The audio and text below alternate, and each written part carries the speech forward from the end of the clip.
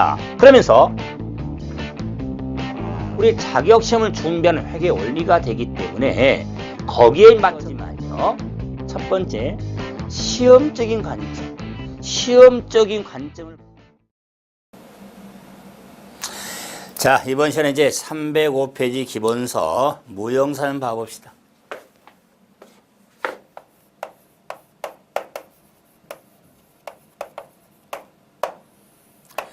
자, 무형자산은, 무형이니까 물리적 실체가 없지만 비화폐성 자산을 무형산으로 정의하기는데, 이 무형산의 정의를 충족하기 위한, 조건이 필요하는데, 이 조건은 크게 세 가지가 있죠.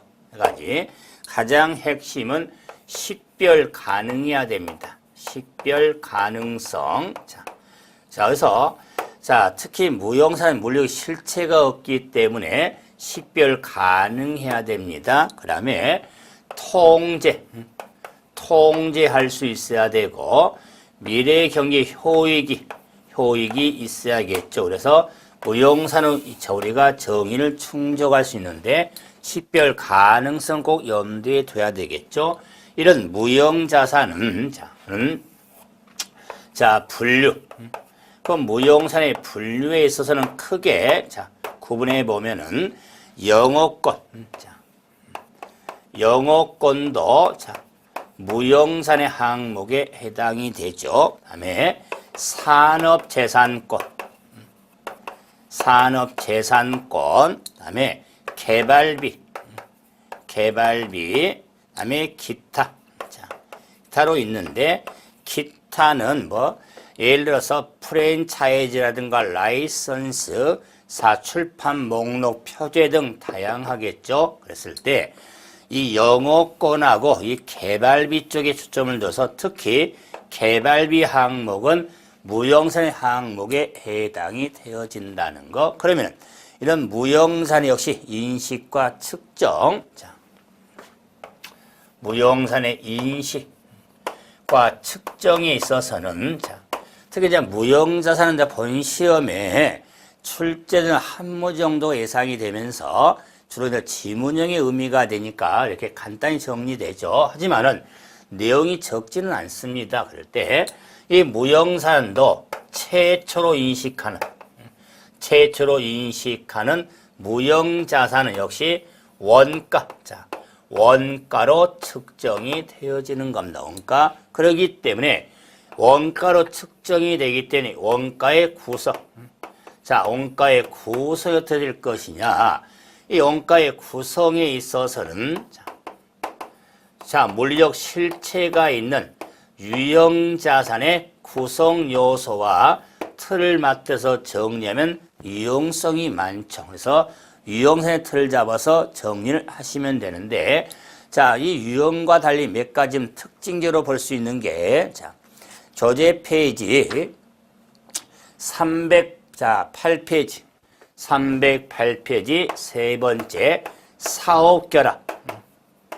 사업결합으로 인한 무형산의 원가 측정에 대해서는 결합일에 공정가치로 한다는 것. 그래서 공정가치, 사업결합한 취득에 있어서 공정가치는 취득일에 공정가치로 한다는 것 하나와, 309페이지에 7번에 내부적으로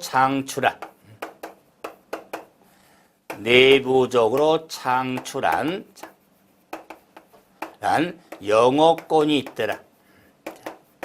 그럼 내부로 창출한 영어권에 대해서는 무형자산으로 인식하지 않습니다. 그래서 내부로 창출한 영어권은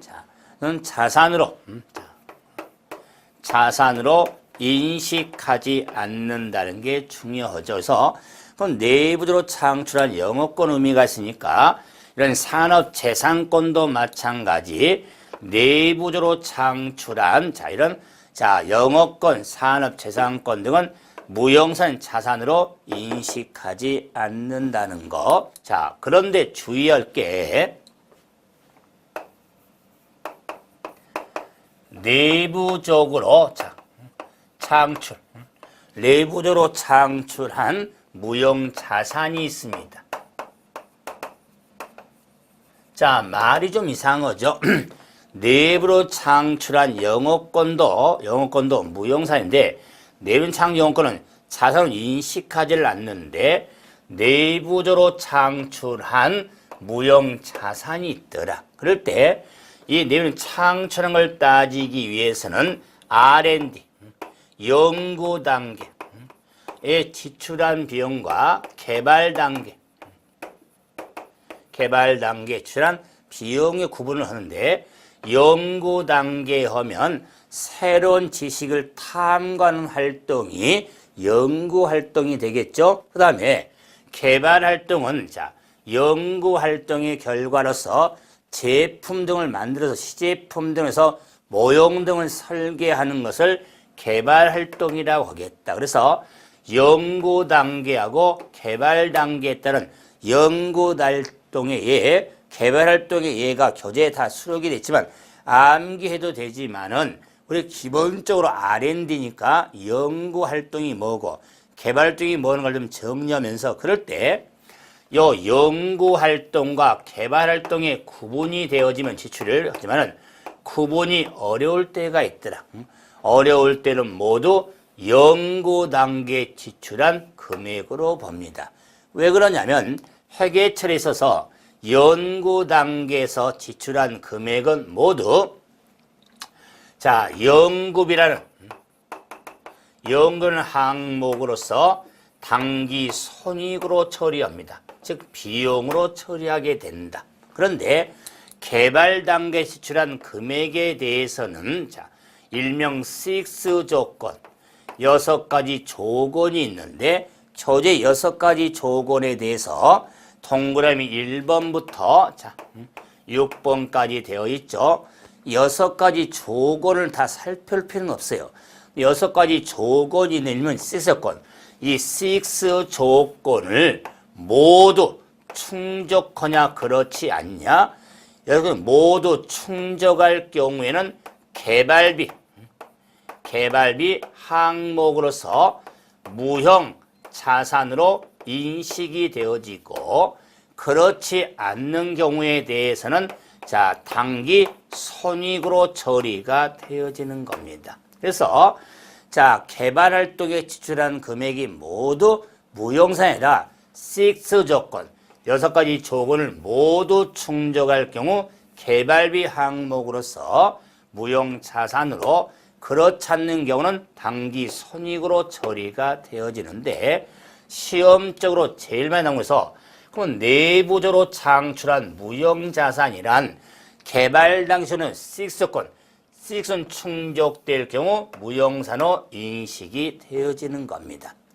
그래서 내부로 창출한 경우에 좀 정리. 그런데 이 무형자산은 실체가 없기 때문에 무형자산이 아니라 그냥 비용으로 인식할 항목들이 있더라. 이 비용의 인식의 항목에 대해서는 회사를 설립하겠죠.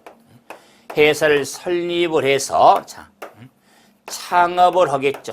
창업. 그래서 설립. 또 말이 좀 그러니까 설립이나 창업이라고 해보죠. 그러면 회사를 설립이라든가 창업을 하죠. 그에 따른 자는 장사 시작하겠죠. 개업을 하겠죠. 그랬을 때 이런 설립이라든가 창업에 따른 지출한 금액, 그래서 주주를 모집돼서 주권도 발행도 해야 되고 모집해서 이런 경우를 창업비라고 합니다. 창업비라든가 개업을 하기 위해서는 개업 준비원가가 있죠. 개업 준비원가, 그 다음에 개업비가 있겠죠. 떡도 돌려야겠죠. 수건 돌려야겠죠. 이랬을 때 창업비라든가 개업 준비원가라든가 개업비는 다 비용으로 인식이 되어지는 겁니다. 비용으로 인식할 항목에 창업회사를 설립해서 준비하고 개업하는까지 지출한 금액은 당기 비용으로 인식이 되어지는 겁니다. 그런데 이제 313페이지 중요합니다.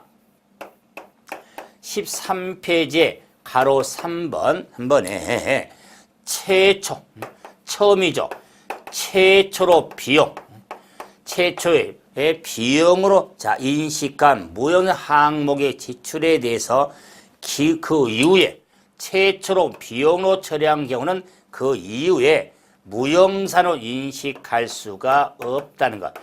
처음에 비용으로 처리해 놨는데 항목을 후에 무형자산으로 자 인식할 수는 없다는 게 처음이 중요한 거죠. 그래서 최초로 비용으로 인식한 무형자산 항목은 이후에 무형자산으로 인식하지 아니한다는 거. 자, 그런데 무형자산도 상각 대상이 되거든요. 그래서 무형자산에 대한 상각을 보게 되는데, 자, 이 무형상각도 결산 정례상이 하나가 되죠. 그래서 이 상각이라고 하는 것은 상각 대상 금액, 대상 금액을 역시 내용 연수 동안 자 합리적인 체계적인 방법에 의해서 역시 각 회계 기간에 배분하는 것을 역시 무슨 상각으로서 유형자산의 감가상각의 정의하고 유사합니다. 자, 그랬을 때 상각 대상 금액은 취득 원가, 자, 원가에서 잔존 가치를 차감한 금액을 대상 금액이라고 하는데, 이 잔존 가치는 지금 무형사입니다. 잔존 가치는 특별한 경우를 제외하고, 특별한 경우, 그러면 특별한 경우란 자 우리 기준에 달리 정한 경우죠.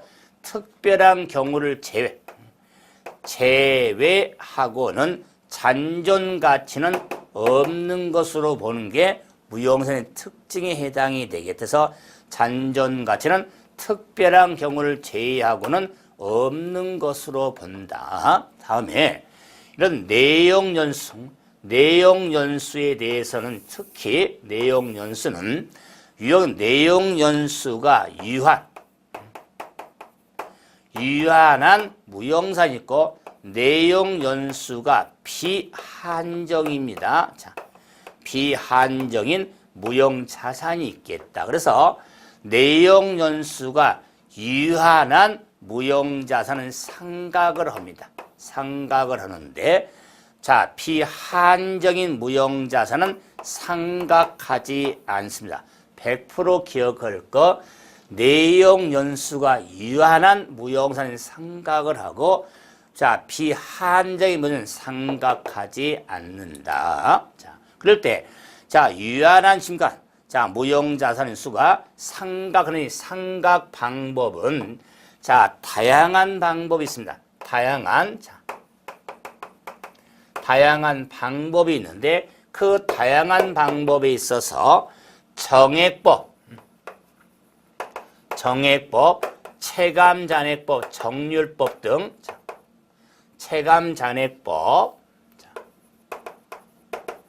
연수합계법 등 다양한 방법이 있는데, 무형자산의 다양한 방법에 대해서 합리적으로 정할 수 없을 경우에는 정액법을 사용하는 겁니다. 정액법. 다시 한번, 지금 무형자산 회계처리입니다. 유형이 아니라. 그래서 자, 이 상각 방법에 자, 합리적인 방법을 정할 수 없을 때에는 정액법을 사용하는 겁니다. 그래서 배분 목적의 의미가 돼서 해쳤는데, 그때 무형자산 상각의 회계처는 직접법, 간접법 두 가지 모두 인정이 된다는 것. 해당 직접 차감하든지 차감하는 형식의 자, 누객으로 처리할 수가 있습니다. 그런데 무형자산도 잔존가치라든가 이런 내용 연수라든가 상각 방법의 정상이 변경할 수 있는 이 변경도 회계 추정의 변경으로 본다는 것. 회계 추정의 변경으로 본다. 그래서 유형과 마찬가지죠. 그래서 자, 무형산의 상각의 가장 키포인트는 세 군데 있습니다. 잔존 가치는 특병을 제외하고는 없는 것으로 본다는 거. 다음에 내용 연수가 특히 유한한 무형이냐 비한정인 무형에 따라서 상각 여부가 달라지니까 유한한 무형 자산은 상각을 하고 비한정이면서는 상각하지 않는다는 거. 그리고 상각 방법에 있어서 다양함이 있는데 한 유형을 정할 수 없을 정해법을 사용한다는 게 무형산의 상각에 따른 회계처리 키가 되는 겁니다. 그러면서도 이런 무형자산에 대해서도 무형자산에 대한 재평가라든가 무형자산에 대한 손상, 무형산의 처분 있죠. 처분. 자, 등에 있어서는 자, 재평가도 인식을 하고 손상도 인식하고 처분 등을 할 수 있을 때 이 규정은 유형자산 규정과 맞춰서 정리하면 되겠다. 그래서 자, 무형도 재평가할 수 있고 손상 인식도 되고 처분을 이뤘을 때 유형자산의 회계처리를 맞춰서 정리를 하시면 됩니다. 그래서 무형산의 회계처리라는 정보를 정리하면 해야 되는데 자, 한번 확인 한번 하기 위해서 자, 먼저 330페이지 2번 봐봅시다. 330페이지 2번. 자, 2번을 좀 봐보시면 기준에 따라 재무상태표에 무형자산으로 자, 보고된 건 어떤 거냐고 물어봤죠. 첫째, 연구 단계에 지출한 발생한 지출은 당기 손익으로 자, 무형 인식전충에보단 개발 단계 지출 역시 당기 손익으로 내부로 창출한 영업권, 내부로 창출한 브랜드 등은 여기 당기 손익, 사실 인식하지 않습니다. 그러나 유상으로 취득한 특허권, 유상으로 취득한 것은 저는 무형상에서는 당연히 유상 취득의 의미가 되겠죠. 그래서 유상으로 취득한 특허권 등은 무형상은 인식이 되어지는 겁니다. 자, 이제 자, 몇 문제 우리가 종합적인 문제를 봐야 되는데 4번 봐보죠. 4번. 우리 자, 최근 문제 거. 자, 4번. 자, 무형산에 대한 회계처리에서 옳은 걸 물어봤죠. 첫째, 무형산의 손상사는 인식한다. 무형도 손상 인식을 합니다. 자, 내용 연수가 한정인 무형은 상이다. 내용 연수가 비한정에 상각 않지. 자, 한정에는 구분은 없죠. 비한정인 무형이 상각하지 않는 겁니다. 자, 마찬가지 3번도 내용 연수가 비한정인 무형은 정해법 상한다. 상각하지 않습니다.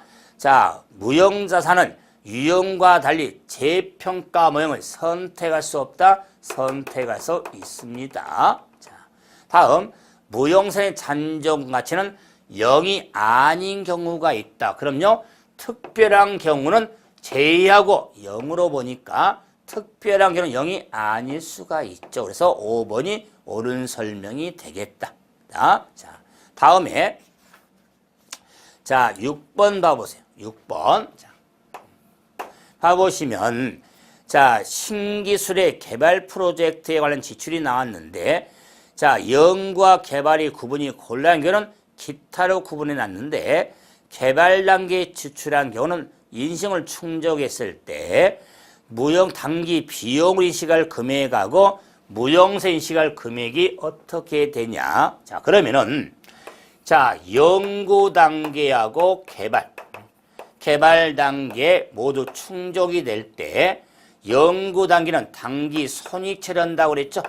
단기 손익의 비용, 개발 단계에 지출한 경우에 대해서는 무형 자산으로 처리가 된다고 그랬죠. 자, 그럴 때 자료에서 자, 원재료 사용액이 연구 단계 100원. 100원. 그다음에 개발 단계 200원. 200원. 그다음에 연구원 급여가 200원, 400원. 연구 단계 200원, 개발 단계 400원. 그다음에 자문료는 연구와 개발이 구분이 곤란할 때 기타로 빼놨죠. 그럼 연구와 개발의 구분이 어려울 경우는 연구 단계로 보거든요. 300원은 연구 단계로 보겠다. 자, 그래서 연구 단계 출연 금액은 자, 600원.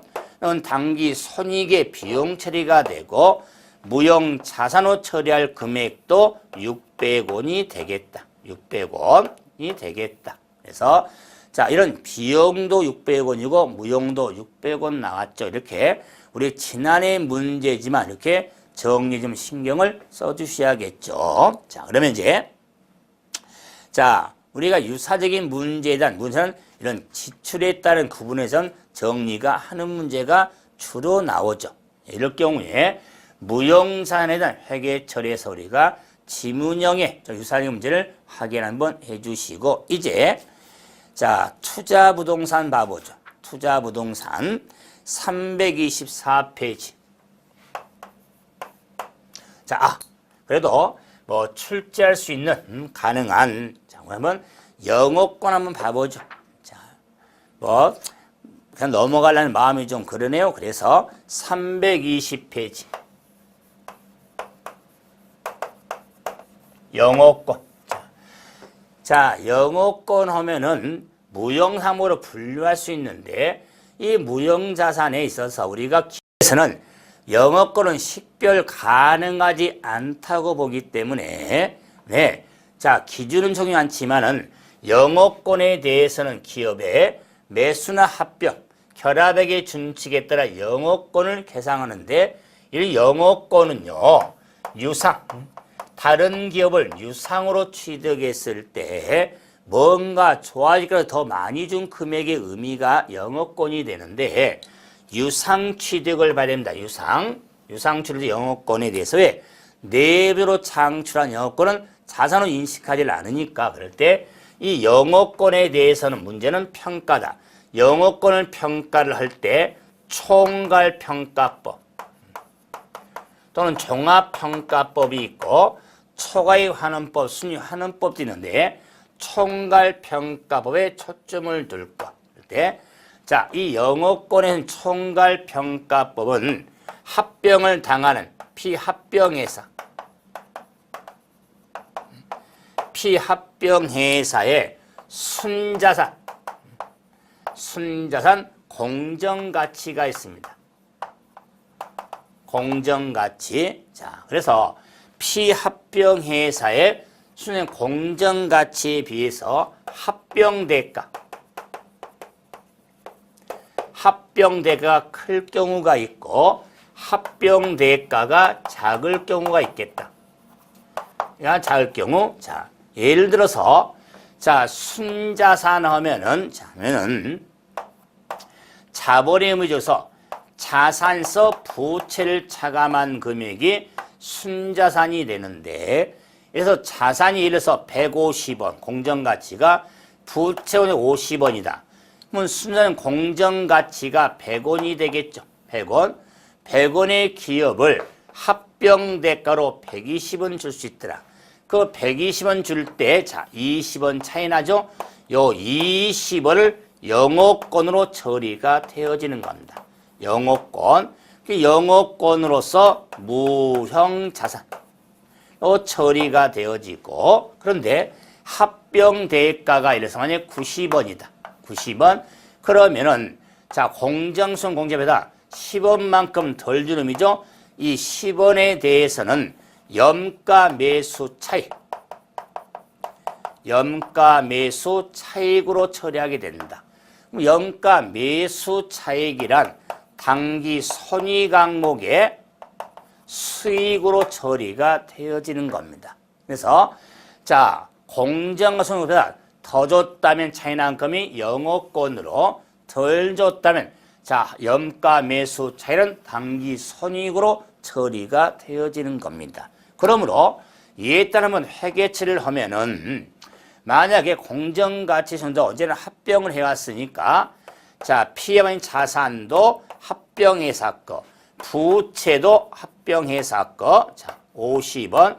내 합병대가로서 현금으로 줬다면 120원을 그래서 20만큼 영업권으로 처리가 되어지는 겁니다. 영업권 20원 처리.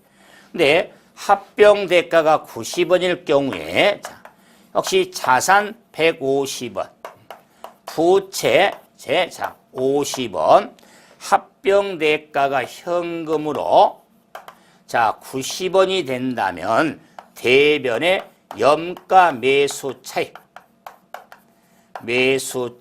자 10원 이렇게 회계 처리가 이루어지는 겁니다.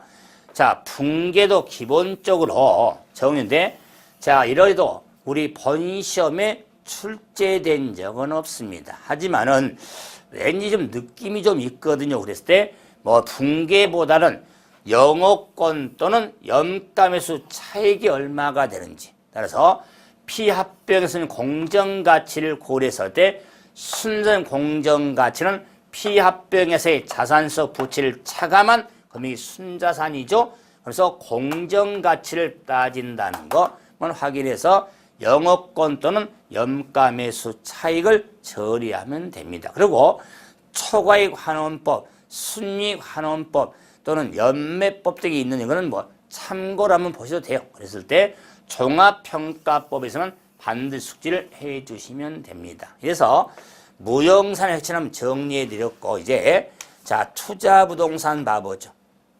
324페이지 투자부동산.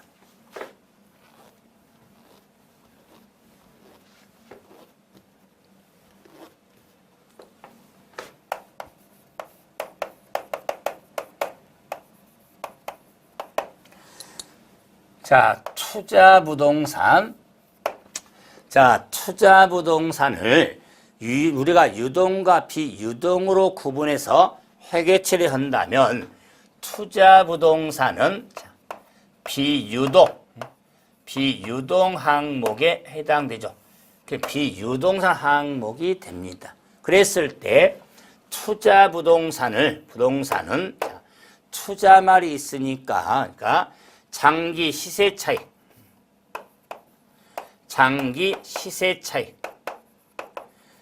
차익을 얻기 위해서 또는 임대수익에서 장기 시세 차익이라든가 임대수익을 얻기 위해서 또는 이 두 가지 모두를 얻기 위해서 보유하고 있는 부동산을 투자 부동산이라고 하겠다. 자, 그래서 투자 부동산은 장기 시세 차익을 얻기 위해서 또는 임대 수익을 얻기 위해서 또는 이 두 가지 모두를 얻기 위해서 보유하고 있는 부동산을 투자 부동산으로서 더 쉽게 말하면 투자말이 붙었으니까 투자 목적이 된다. 그 말이에요. 투자 목적.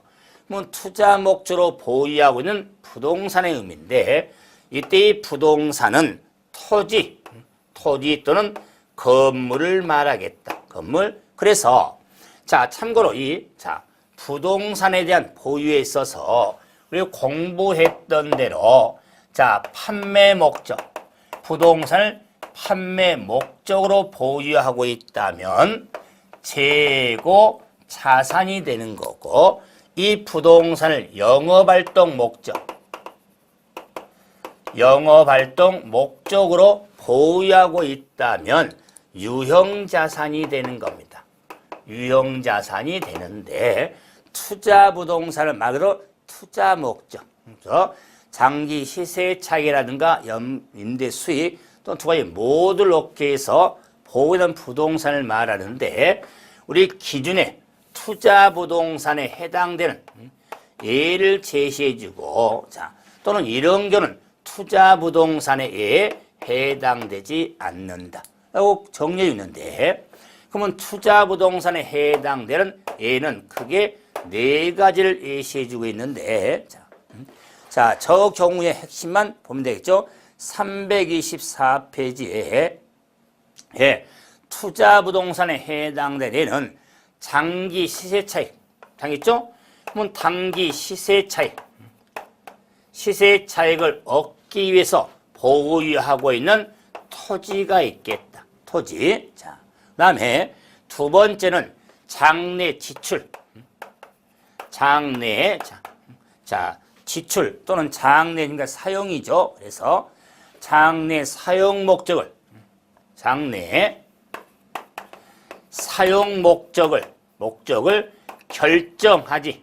결정하지 못한 채 보유하고 있는 토지가 있겠다. 토지. 자, 다음은 세 번째로는, 자, 직접 소유나 금융 제공하고 해서 운영 리스로, 자, 그래서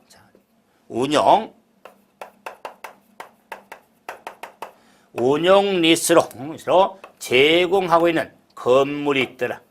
건물. 그 다음에, 자, 운영 리스로 제공해야 한 미사용 건물이 있더라. 그 말이야. 자, 운영 리스로, 자, 제공하기 위한 미사용 건물이 투자 부동산에 해당이 되어지는 겁니다. 자, 그러면은 이런 투자 부동산에 있는 반면에 그러면 투자 부동산에 해당하지 않는 게 있겠죠? 그래서 자, 정년대로 자, 판매 목적이라든가 자, 영업활동 목적이라는 부동산은 투자 부동산에가 되지 않겠죠? 그다음에 제3자에서 건설 중인 부동산은 건설 계약으로 하기 때문에 그다음에 자기가 사용한 부동산 유형 자산이 되기 때문에 자, 그런데 자, 다섯 번째 특히 금융 리스로 제공한 부동산에 대해서는 투자 부동산이 되지 않는다. 그럴 때 요 뭐 운영 리스하고 요 금융 리스 쪽만 주의하시면 되는데 운영과 금융 리스에 우리 교재도 있지만은 이윤과 보상이 대부분 이전되는 자 리스를 우리가 금융이라고 하고 그렇지 않는 경우 우리가 운용 리스라고 하는 겁니다. 그래서 이윤과 보상이 대부분 이전이 되면은 금융, 그래서는 운용이라고 하는데 투자 부동산 해당에 있어서는 운용 리스로 제공하고 있는 건물 또는 미사용 건물이 투자 부동산해가 되니까 이와 더불어서 금융 리스를 좀 생각해 두고 그 판매 목적, 영업 목적의 부동산은 재고하고 유형으로 이렇게 크게 구분하고 제3자료의 건수인사는 건설 계약으로 처리니까 이런 것만 구분하면 투자 부동산 등을 알 수가 있는데 이런 투자 부동산 문제는 하나만 정리합니다. 이 투자 부동산 역시 자 평가가 이루어지거든요. 그래서 투자 부동산의 평가. 자, 투자 부동산에 대해서도 자, 공정가치 모형에 의해서 평가가 이루어지는데 이럴 경우 이 투자 부동산 공정가치로 평가할 경우에 투자 부동산 평가 손익이 나타난다. 그러면 투자 부동산 평가 손익은 단기 손익에 해당이 된다. 단기 손익.